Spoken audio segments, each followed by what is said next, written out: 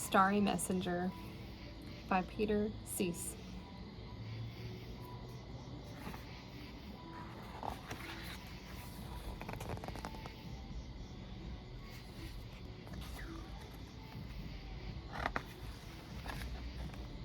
Starry Messenger, a book depicting the life of a famous scientist, mathematician, astronomer, philosopher, and physicist, Galileo Galilei.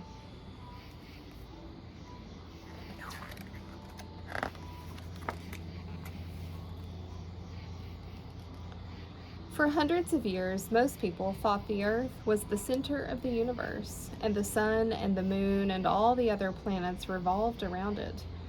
They did not doubt or wonder if this was true. They just followed tradition.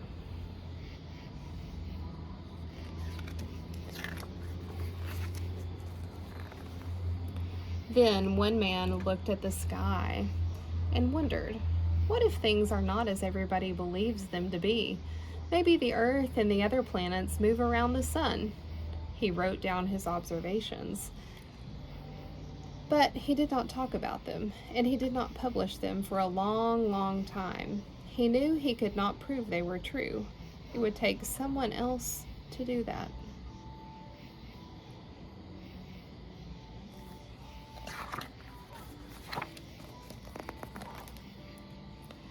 In those days, Italy was a country where many great artists, writers, musicians, and scholars lived.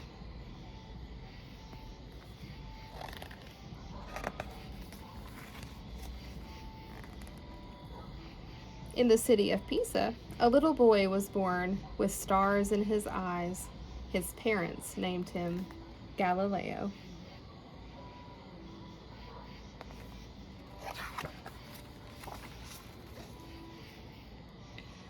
Galileo thrived as he grew. In many ways, he was like any other healthy child, but he was more curious than most, and stars were always on his mind.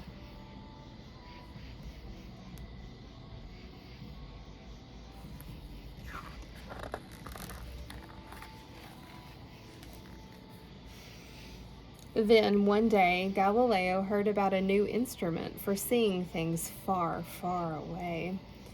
He figured out how it worked, and he made one for himself. Then he turned it to the sky.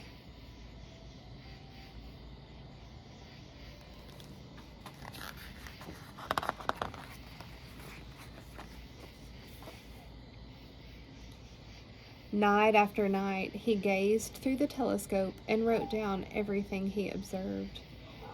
Then he published his observations in a book which he called the Starry Messenger.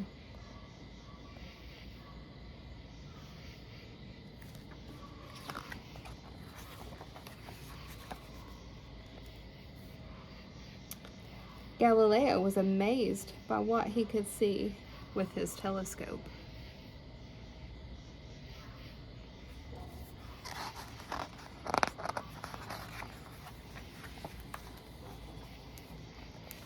People read Galileo's book, and they became inspired.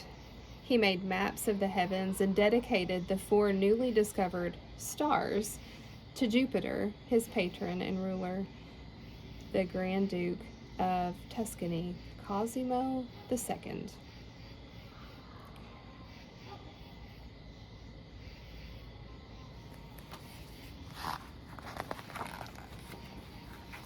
Soon, Galileo was famous. More and more people celebrated the stars, and they celebrated Galileo and his discoveries with statues and parades and spectacular events.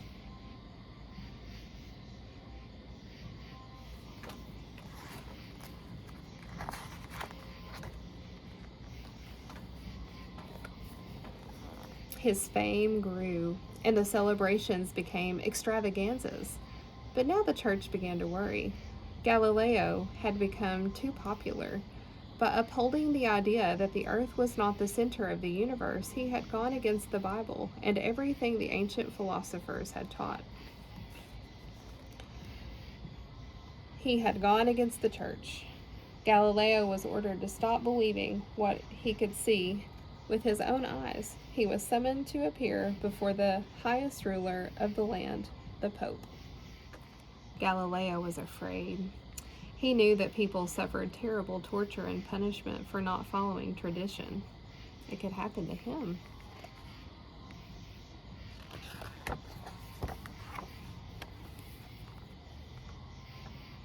He was tried in the Pope's court, and everyone could see that the stars had left his eyes.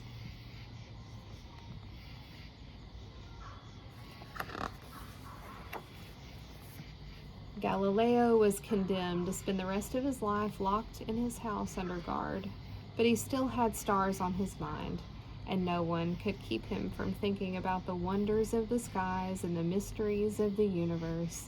And even when he went blind, no one could keep him from passing his ideas along to others until the day he died. But the ideas lived on.